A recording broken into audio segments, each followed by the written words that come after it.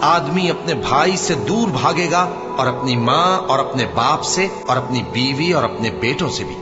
ہر شخص اس روز ایک فکر میں ہوگا جو اسے سب سے بے نیاز کر دے گی۔ اور کتنے چہرے اس روز چمک رہے ہوں گے، خنداں و شاداں یہ نیکوکار ہیں۔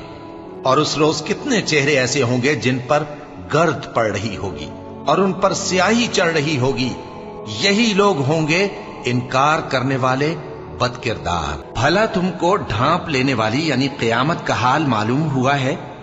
اس روز بہت سے چہرے یعنی لوگ ذلیل ہوں گے، سخت محنت کرنے والے تھکے ماندے دہکتی آگ میں داخل ہوں گے۔ ان کو ایک کھولتے ہوئے چشمے کا پانی پلایا جائے گا، ایک سخت خاردار جھاڑی کے سوا ان کے لیے کوئی کھانا نہیں ہوگا جو نہ مفید غذا بنے اور نہ بھوک میں کچھ کام آئے۔ پھر جب وہ بہت بڑی آفت آئے گی، اس دن انسان جو محنت وہ کرتا